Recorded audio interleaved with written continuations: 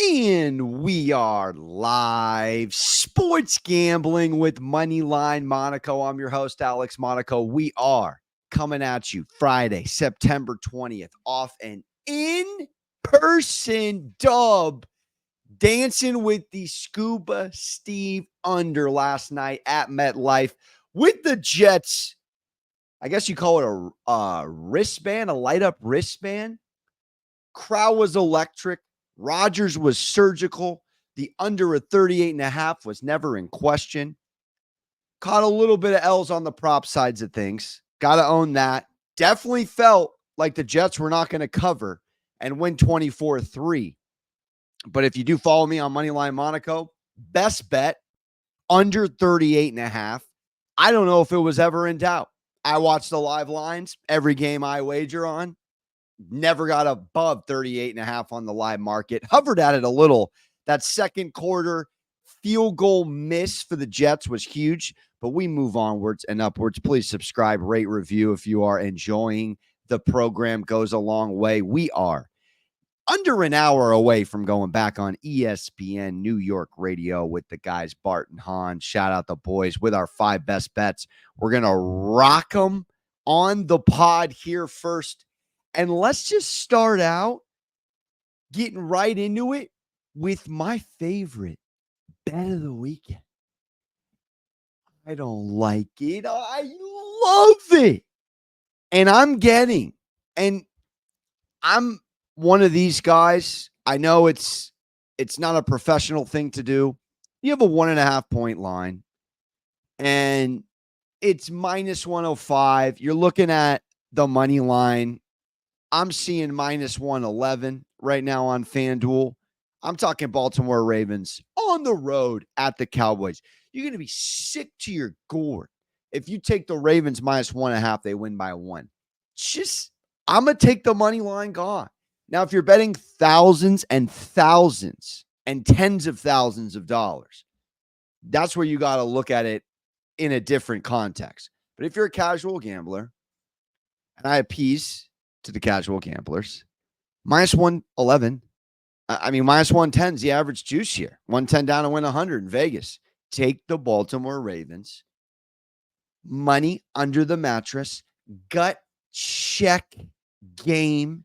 Ravens haven't started 0-3 in a very long time. Matter of fact, last time it happened, they ended up being 5-11. They haven't even started 0-2 since 2015. You got a couple of elements here. You have a very desperate Ravens team that has done a couple of things that they normally do well, run the football well, stop the run, but also have done a couple of things through 2 weeks kind of incomprehensible. They got the worst pass defense in the league. Now, you're going against a Dallas club who just got eviscerated, annihilated. I mean, literally, Jerry's World, the Saints had time to grab free complimentary popcorn and hit a Ferris wheel at this amusement park because I don't think the Cowboys showed up to play football. But I look at this number, I look at this game, you factor in that Lamar, and does this matter? Does this not? I don't know how it doesn't. He's 20 wins, 1 loss straight up against the NFC. He's less than 15 yards. Excuse me, 5 yards. Less than 5 yards rushing in 2 weeks than the Dallas Cowboys are as a team. 170 for Zeke, festively plump Elliott, soon to be 30, growing only wider, and Lamar with 167. This game plan shouldn't be complicated. The Cowboys do not trust their run game. They don't, quite frankly, have a run game. You have to beat the Ravens in the pass, and CeeDee Lamb's got a banged up ankle. He's already missed a day of practice. That could be a cause for concern. Who are the Cowboys throwing to in this game if CeeDee is not 100%? Now, Ravens just aren't situationally doing things that great through 2 weeks. They've still gained more yards than any offense through 2 weeks at 417. They're actually the only team top 10 in yards gained and not have a win. So without blowing it out of proportion, you lose an emotional game to the Chiefs to kick off the season, and you bottle, let's use a Premier League term, you flat out bottle a 16-6 lead late in that second half against the Raiders. Now, that Raiders defense has got some Max Crosby DOG. It's a defensive-led club with Antonio Pierce. Is Mike McCarthy and this defense that's been shredded by Alvin and the Chipmunks for 4 tutties by intermission the same intensity that the Raiders can only really win one way? Minshew magic with top-tier opportunistic defense. The Dallas Cowboys continue year after year to play mind games, to play with their food at the kitchen table, to mess with bettors' emotions, fans' emotions. This team hasn't won anything since I was well under 10 years old. You go against a championship pedigree type coach with already a ring on his finger and a quarterback that's got 2 MVPs on his shelf and the ability, I think, eventually to be a Super Bowl champion. You don't have the luxury to play with anybody's emotions or your food in this game. It's the 7th best rushing attack versus the 8th worst Cowboys defense. I may have misspoke earlier as far as yards overall. Rushing still there, not great, still top 10 for Baltimore. This is more desperate team. This is a defense not a lot of people love right now.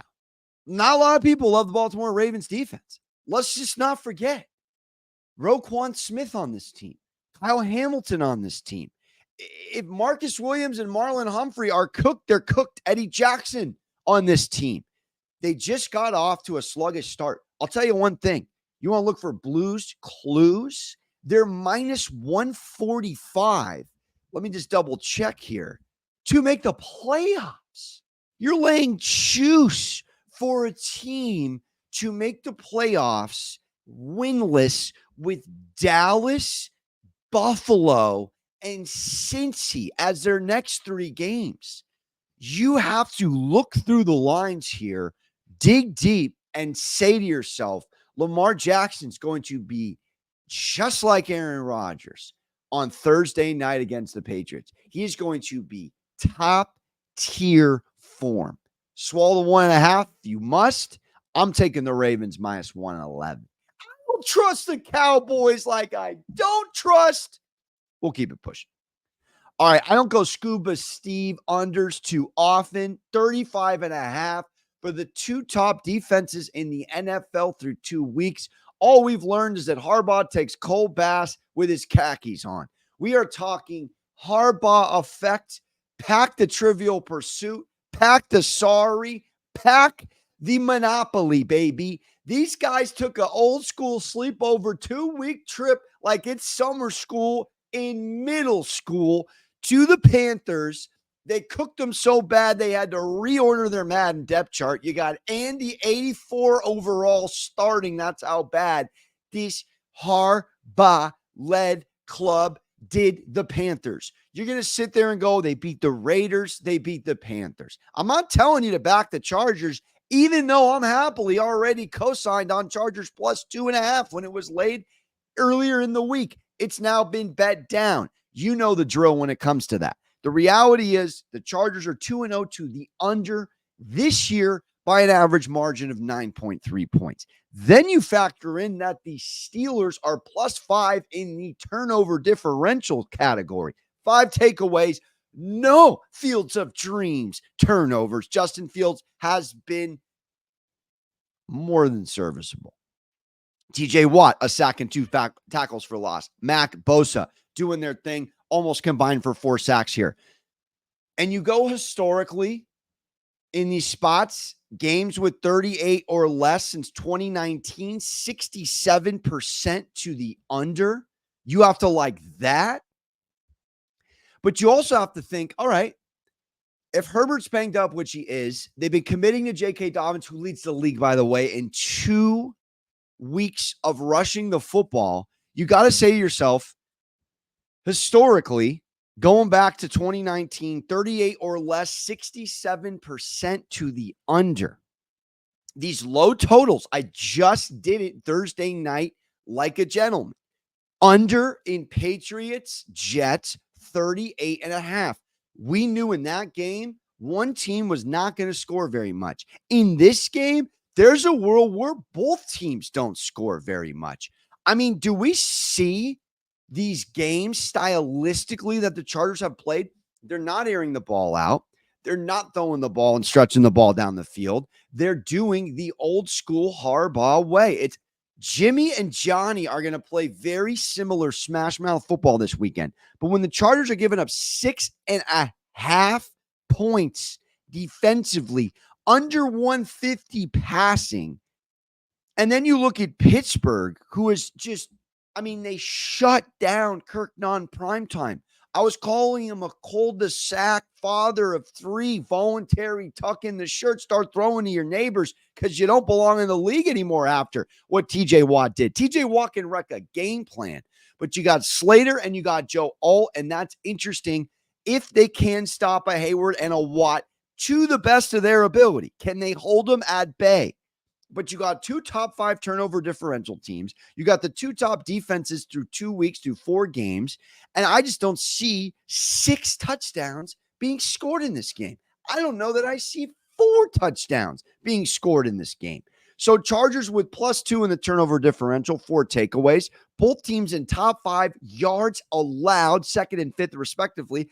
And all they're doing is taking care of the football on both sides and turning the ball over. Now, something's going to Jack Nicholson give. But if I got to sit here and take a side, I rack my brain on, because Pittsburgh just went on the road and won 2 very impressive games. Now, it's Bo Nix, rookie quarterback, sure. But in Denver, I believe they hadn't won since over 2 decades. Not an easy place to go up in the altitude, successfully show up and show out it. And the Chargers, could this be a look-ahead spot? They're hosting the Chiefs next week. Maybe. I'm not telling you to punch a ticket on the Chargers. Take the under. It's going to be gross. I'm double Costanza dipping. I'm taking the first half under. I'm hitting under everywhere I turn, baby. I might do a load of laundry. I might call a relative during that game. Who knows what could happen in that throwback AFC Championship game where Stan Humphries went into Pittsburgh and took one. Under. I digress. Let's keep it pushing. I love this bet as well. I love it so much. I'm nervous how much I like it. But I got to do it. I have to take the Detroit Lions -3 at -105 on the FanDuel Sportsbook. And I'm telling you, the Detroit Lions, this is a team that when Danny Campbell gets out-dogged on a week where he's had to tell the general public, stay off my lawn, literally and figuratively. You want to show up to an Applebee's, Buffalo Wild Wings commercial that I'm in to chirp me? All right, good luck getting on the lot. You want to come to my home and force me to move, compromise the safety of my family? This is a serious issue. We got real problems. But I'm just telling you, with a real leader of men like Danny C, take his 2 cups of coffee, slam them both, and say to everybody, I'm leaving my house figuratively and literally. And before I move into my new mansion, I'm going to pit stop over at Jake from State Farm's place, where Kyler Murray's 11-22-1 all time. Look, I got to do it, baby. This is what it is. He's 11-22-1. He smacked around a Rams team with 3 offensive linemen not starting, with Cooper Kupp in a walking boot by Broadway intermission. Puka Nacua was nowhere to be found. He's still banged up, hurt. I mean, again, you're looking at Matty Stafford doing this like it's flag football at your favorite middle school, high school recess. Throwing balls to who? To who? We're going to win a game with Tutu Atwell and Robinson and Parkinson? I'm exhausted talking about it. Look, Kyler Murray is back. K1 is a dude. Not many guys can bob and weave and seam their way through these little spots. Welcome to the under 6 foot club. But the reality is their defense is not good. Is this a good Cardinals defense? I don't really think so, Costanza. I mean, you go to points per game. All right.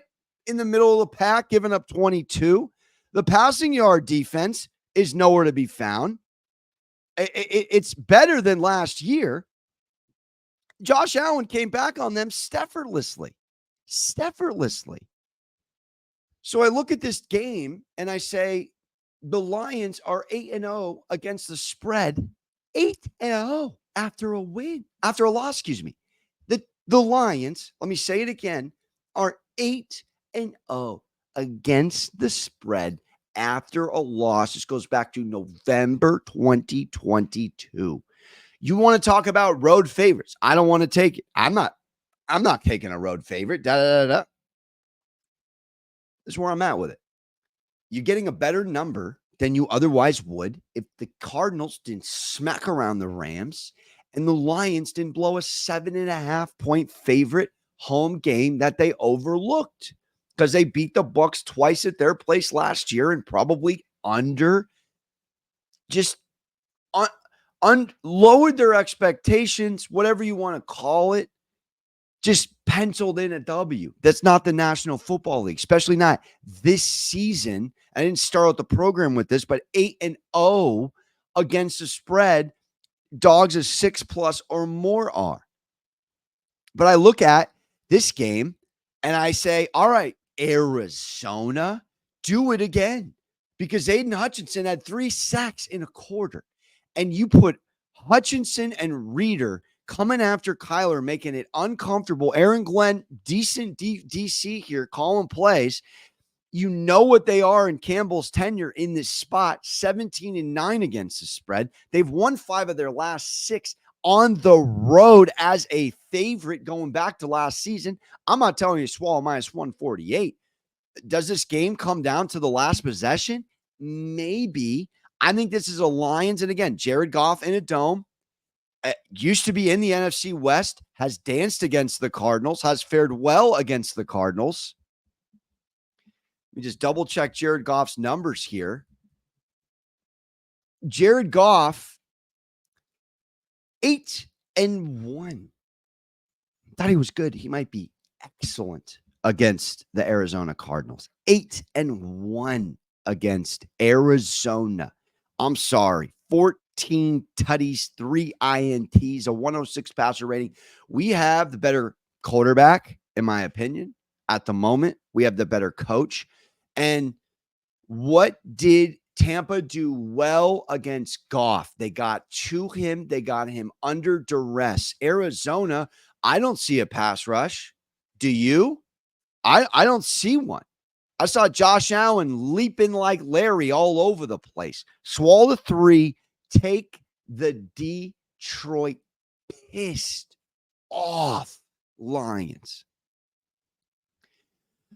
I'm going to be short on this, and I don't love it, and I've wrestled with it. I got to make this pick on the ESPN show coming up here in the next hour. But I'm looking at this Giants-Browns game. Now, week 3 dogs, 0-2 ATS, are a 61% cover against their spreads over the last 2 decades. As I read you this line, Giants on the road for their whole lives, getting 6.5 points, and the under is 38.5. And I like the under of 38.5 a lot. I'm looking at Amari Cooper with 27 receiving yards through 2 games. I'm looking at Jerry Jeudy leading what last week? 18-13. Jacksonville is a catastrophe of an organization. You go to the Browns versus Jags highlights, there weren't any. Njoku banged up. This Browns team, like it was a straight that never happened in poker. 7-6-3-2 as their points in that game. So the Browns don't look good in week 1. They get the break speed off them at home. They're nowhere even close to a top pasty. They were the number 1 pasty, second to the Jets last year. They're middle of the pack through two weeks. You're 2 of 14 on third down, abysmal. You go against a Jacksonville team that on some sick level likes to be socked in the face and smacked before they want to show up in the boxing ring. I mean, Jacksonville had 3 points at halftime. Jacksonville is dysfunctional. They have no rhythm. And so I look at the G-men coming in, who do I dare say would be 1-1 if Graham Gano could work on his in his 30s hamstrings. I'm in my 30s now. I think I want to spend 6.5 minutes, like 6.5 points in this matchup, working on my hamstrings. You go from volunteering to mandatory. Stretch them out. I don't like what happened in Washington, but I do like the New York Giants' effort. And on some level, okay, first time in the history of the league, a team gives up only field goals, doesn't relinquish a touchdown, and loses. Not great. How about holding Jaden Daniels and the Commanders in their home opener to no touchdowns? How about holding a team that, as far as Washington goes, at least has a couple of playmakers now that you've added Jaden Daniels in? I mean, he was running around. I take the 18-13 game. I take the 21-18, if I'm not mistaken, Giants versus. It was 21-18. 21-18. Washington, 3-6, another one, and another one to get up to 21. Now, Daniels, to me, I'm looking at Daniels, who has not taken a lot of downfield shots through 2 weeks. Kingsbury's, kind of rolling them out that way. I'm looking at Deshaun Watson not really stretching the field, a guy who's checking the ball down. I'm looking at Deshaun Watson with a running game that's lackluster right now. I mean, they're all right, but they're nothing to write home about through 2 weeks. And I sit here and I go, all right, Deshaun Watson, 186 pass yards last week against Jacksonville. Danny Dimes, 178 passing yards. Who's scoring 6 touchdowns to go over 38.5? It ain't happening. I'm taking under 38.5. I lean Giants plus 6.5. But this is, quite frankly, one of my favorite bets. If this becomes a scoring spree, I'll be sick.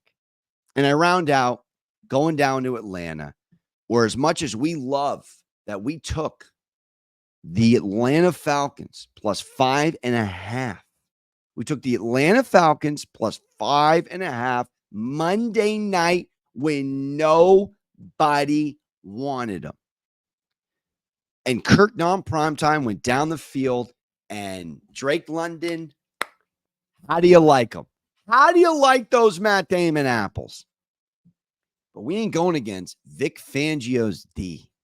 We ain't going against a team that is bottom 3 and giving up yards total.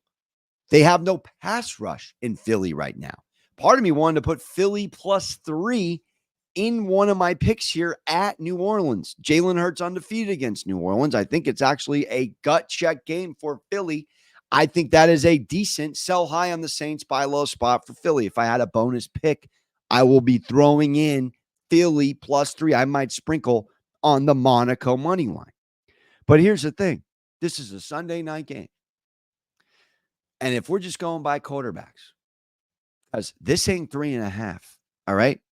3.5. Mahomes is 38, 43, and 2 against the spread.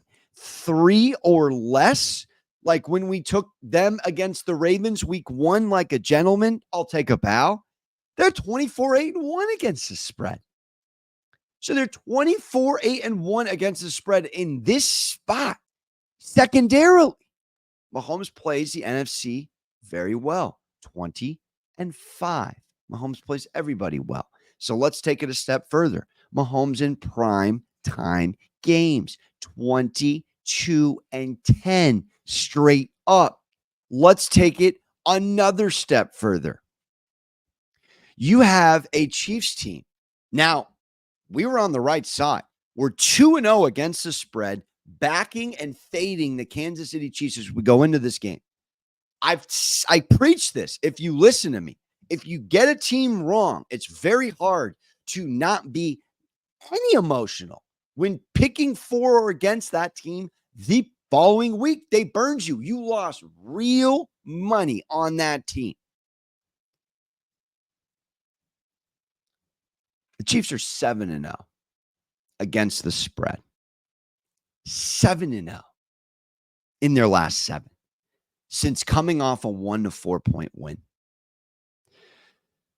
6.5 points, closed at 5.5, saw it go back up to 6 throughout the Sunday morning last week against the Bengals. We were on the Bengals. It was a sharp play. Give myself a little credit. I get on some Joe spots. I get on some public spots. I trust my gambling gut. I know sometimes I walk into it. Rams over Cardinals. Horrendous decision. Horrendous decision. This is not a horrendous decision. Philly has no pass rush. All right? What did Kirk non-primetime, who can't even move?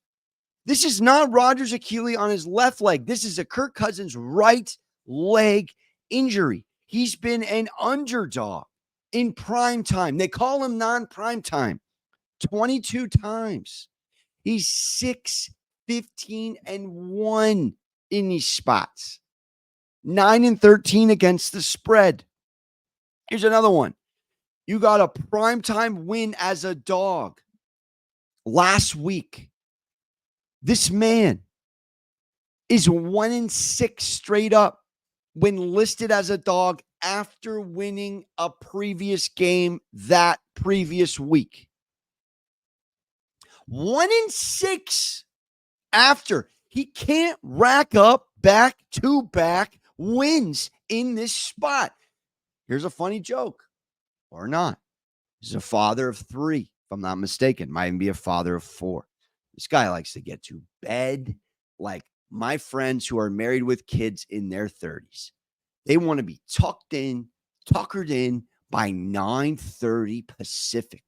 This man, straight up, 1 p.m. Eastern or earlier, wins at a 64% rate. Kirk non-primetime is 20-38 after 1 o'clock. This is a night time. This game's past Kirk's bedtime. Kirk don't want to stay up. He don't want to stay up. Patrick Mahomes is 22-10 straight up in prime time spots. This is a Chiefs defense that has taken a step back without question. Run D has to be improved.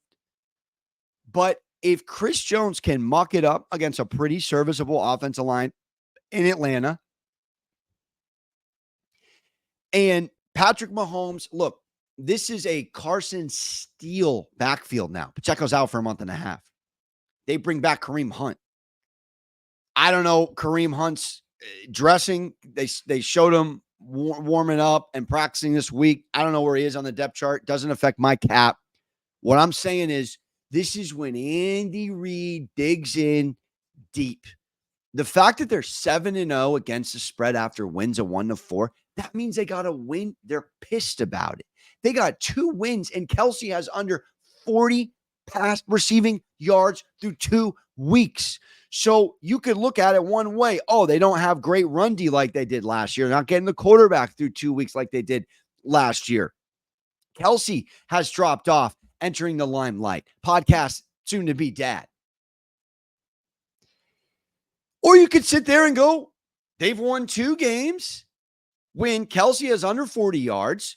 Pacheco's been banged up.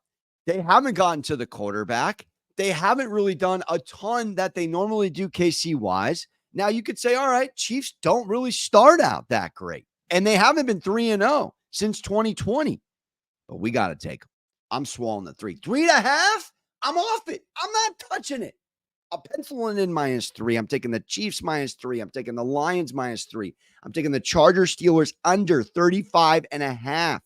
Lean Chargers with the points. I'm taking the Ravens money line at -111. I implore you to not swallow the 1.5. I'm taking the New York Football Giants, Cleveland Browns under 38.5. It's the Moneyline Monaco podcast. Appreciate you. Don't forget to subscribe, rate, review if you're enjoying yourself. We will see you as I schwitz my way out of here next week. Don't forget, dog your mothers. Ta-ta, Bills.